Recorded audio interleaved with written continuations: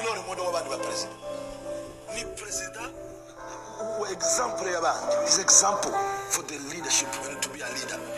utekereza abaturage naje wongera president nuko ngakora kagamaza akora natekereza abaturage baje ngahakisha ko umuturage wese yabonye services zimukwiriye twe twakoze no kugira ngo ubone carte pour citoyen kugeza muri Kongo ndagara n'ubundi barayibona biza no wore ubu nyine reka nkubwira amakuru Nigeria kugira ngo ubone passport ntabwo uyibona munsi y'umwaka muri Kenya ubu nyine mu kwezi kwa kabiri nari Nairobi nagiye kuri migration sanga abantu 200 kuri murongo foreign k'abasirikare online ndigira ngo nikini kintu cyabaye niki nguko barashaka passport ngenda mu Rwanda ngiye kuri ndege umupasiteri wanje arambwira ngo ndakeneye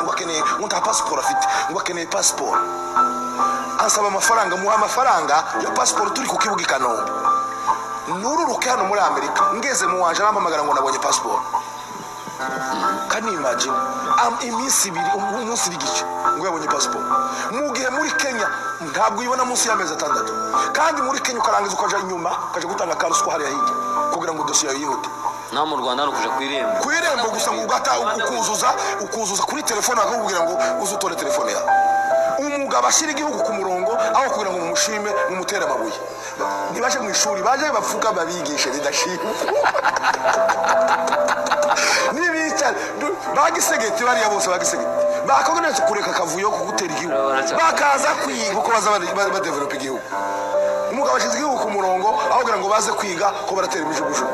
abantu bose niko basakuza hano bagende baje abigisha leadership baje muri Voreja bige uko bazotegeka n'abakine ko abayobozi abigisha leadership ese mbaza inyungu yo kwa u Rwanda ni iyi tayo bafite kibazo cyo bavuga aranga u Rwanda namara Kagame ni none modo w'abandi ba president nongere mbahe ikaze mbibutse ko iyi ni Ihoho TV wakora subscribe niba wumva ntacyo bigutwaye muribuka tukiri bato abagize amahirwe yo kujya mu ishuri kera abarimu hari ikibazo bakundaga sinzi niba n'ubu bakibikoresha akakubaza ngo mbe mwana ukura urumva uzaba iki umwana adatekereje cyane bitewe n'ibyo abona na societe abayemo kugira ngo ngenza umusirikare umupolisi umuganga cyangwa nzaba mwarimu nzaba ministiri unahubwo ati ngiye numva nzaba Kagame muri Afrika turi ibihugu hafi 54 hari ibihugu byagezeyo hari biri mu nzira y'amajyambere hari bifite amajyambere ariko hari ibibazo byinshi hari ibibazo byinshi ariko byinshi bigifitwe n'ibihugu byinshi bitandukanye u Rwanda aho rumaze kugera na ahantu heza hashimwa n'abarutuye hashimwa n'amahanga mumaze kumva ijambo ry'uyu mupapa agereranya igihugu cya Kenya icy'u Rwanda n'ibindi byo muri kano karere ababwira ko uko ubuzima bwaho bwifashe na service kuzibona bimeze ariko nanone nababwiye yuko intambara zirwanwa izikomeye siza amasaso izikomeye niza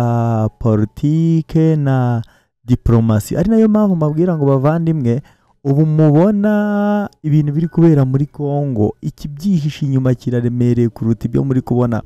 kuri tere bibutsa akantu gato muribuka imodoka z'amashanyarazi ziri kuza n'izi smartphone zigezweho icyo zikenera izi telefone n'izi modoka zidafite ibuye ntago byakunda by'umwihariko noneho ibuye ryifashishwa mu gukora izi batiri z'izi modoka zikomeye nk'urugero nka Tesla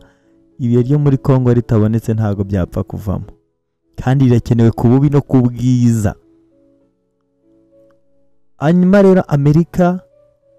Trump akiri kumwe na Musk byo mu byizere